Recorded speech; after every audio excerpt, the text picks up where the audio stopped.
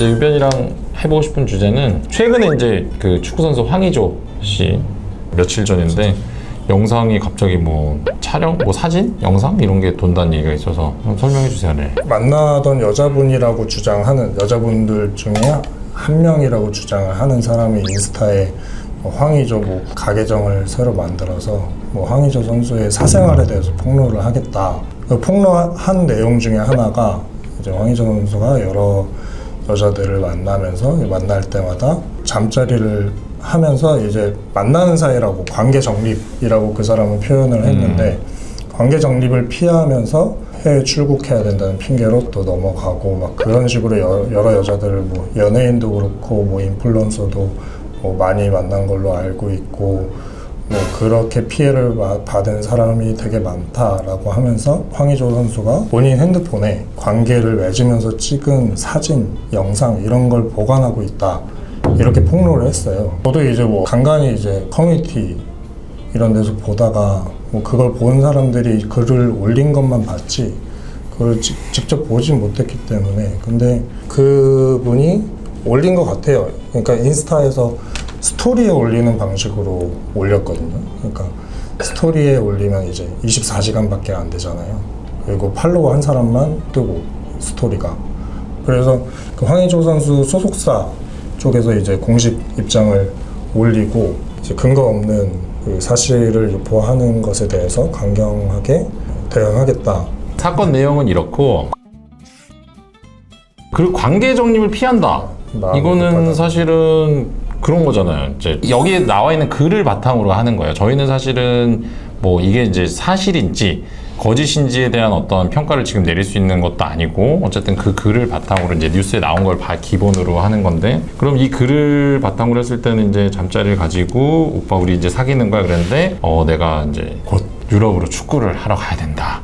그러면서 이제 우리가 어떤 사이인지를 뭐 이제 밝히는 걸 피하고 뭐 이런 내용이겠죠 아마도. 그렇죠. 명확하게 이제 사귀는 사이다 이렇게 하질 않고 그러면서 이제 또 명확하게 또 맺고 끊음이 없이 또 뭐 그렇게 했다라는 취지로 폭로를 했더라고요. 그리고 이것 자체는 범죄는 아니잖아요. 그렇죠. 이게 사실이라 하더라도. 이 말씀이 황의조 선수가 정말 그 사람 주장대로 그렇게 했다고 하더라도 그건 범죄가 되는 건 전혀 아니거든요. 강제로 한 것도 아니고 뭐 누구랑 뭐 어떤 관계를 맺었다라는 얘기를 다른 사람한테 얘기를 한 것도 아니고 그냥 이제 공인으로서 좀 부도덕하다 뭐 이 정도지 뭐 사실 좀 범죄가 되는 부분은 전혀 아니죠. 그러면 저는 이제 궁금한 게 사실은 이걸 올린 사람이 여성인지 남성인지도 사실 알 수 없어요. 모르죠. 네. 그럼 이제 여기서 좀 논의를 해봐야 될 게 어쨌든 황의조 씨가 사실 이것도 황의조 씨가 촬영했는지 어쨌는지 모르겠는데 황의조 씨가 들어가 있는 촬영물이 뭐 사진이든 영상물이든 이 폭로한 사람이 그걸 습득을 한 거잖아요. 그렇다면 이것에 대한 법률적인 쟁점도 좀 얘기를 해봐야 되거든요. 그럼 만약에 일단은 황의조 씨가 이 영상물을 촬영했다고 전제를 했을 때 그러면 이 영상물을 촬영하는 행위 이거는 뭐 어떤 경우에는 처벌이 되고 어떤 경우는 처벌이 안 되나요? 여성폭력 처벌에 관한 특례법, 성폭력 범죄의 처벌 등에 관한 처벌 등에 특례법 관한 특례법 거기에 이런 긴 법률은 저희가 성폭법. 성폭법 이렇게만 하지 이거를 뭐 이렇게 다 외우진 못하거든요. 네, 성폭법상 여기에 이제 촬영죄, 유포죄 이렇게 쉽게 나뉘어져 있거든요. 촬영 자체는 동의를 얻지 않고 촬영하면 그 촬영 자체로 처벌이 되고 촬영은 동의를 얻고 뭐 서로 합의하에 촬영을 했다고 하더라도 그걸 유포를 했을 때 동의 없이 마찬가지로 각각 별개로 처벌을 받아요. 그러니까 동의를 얻고 촬영했다고 해서 그걸 자유롭게 유포를 해야 되는 것도 아니고 할 수 있는 것도 아니고 네. 그리고 동의를 얻지 않고 촬영했으면 당연히 그걸 유포해서도 당연히 안 되고 그리고 만약에 동의를 얻지 않고 촬영했는데 나중에 얘기를 했어요. 우리 사실은 이거 찍었다. 그때 동의가 있었으면 그것도 이제 법적으로 양해라고 하는데 그것도 동의라고 할 수는 있겠죠. 근데 그러고 나서 유포를 하면 또 유포죄로 처벌이 되는 거고. 근데 이 경우에는 황의조 씨가 정말 찍은 그 영상물이 있다고 하면 찍었는지 찍혔는지 그걸 몰래 찍었으면 몰래 찍은 사람이 당연히 범죄고 그리고 동의를 받고 찍었다고 하더라도 그 사람이 찍은 사람이 유포를 한 게 아니잖아요. 지금 이 상황은. 제3자가 어떻게 정말 그 황희조 씨 휴대폰을 통해서 얻었다라고 하면 이 경우에는 자, 그럼 정리를 해볼게요. 네. 일단 이제 이거는 다 가정이에요. 황희조 씨가 이제 유출된 영상 중에 만약에 어떤 상대방의 동의를 얻지 않고 찍은 영상이 있었다. 그러면 그 영상의 촬영만으로 황희조 씨는 처벌이 되는 거고, 만약에 동의를 얻고 촬영을 했는데 이거를 어쨌든 이제 제3자가 유포를 한 거잖아요.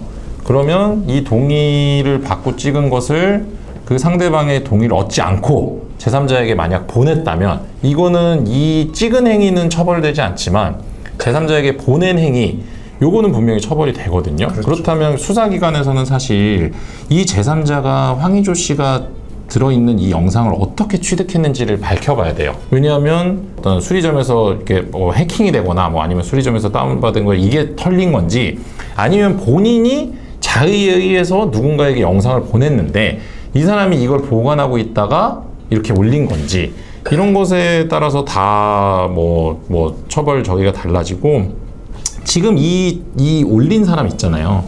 이 사람도 지금 성폭법상 처벌 대상입니다. 왜냐하면 성폭법 14조 제4항에서 뭐 촬영물 또는 복제물을 소지, 구입, 저장 또는 시청한 자는 3년 이하 징역 또는 3천만 원 이하 벌금에 처한다고 돼 있거든요. 그러니까 사실은 이 사람도 이렇게 해갖고 자기가 뭐 넘겨받아서 이거를 저장하고 또 올리기도 하고 당연히 시청도 했을 테니까, 이런 경우는 이 사람도 성폭법상 처벌 대상이 될 것으로 보이는 거죠.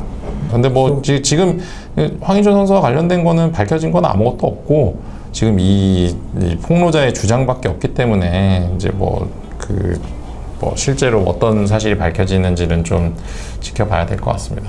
네. 그래서 결론적으로 이 유포자가 어떻게 처벌될지 만약에 궁금하시면 결론을 내리자면, 일단 그 영상을 어떻게 취득했는지, 그냥 만약에 아까 말씀하신 대로 같이 공유를 그냥 그 황희조 선수가 공유를 했다. 그럼 그걸 받은 것만으로 처벌이 되지는 않죠. 근데 그거를 불법적으로 취득을 했다. 그럼 그걸로 이제 처벌이 될 거고, 그리고 유포를 했으니까 성폭법 유포, 그리고 명예훼손, 네. 정통망법 위반. 네. 이렇게 처벌이 될 겁니다. 근데 잡기가 쉽지 않죠. 피의자를 특정을 하기가 쉽지 않을 거.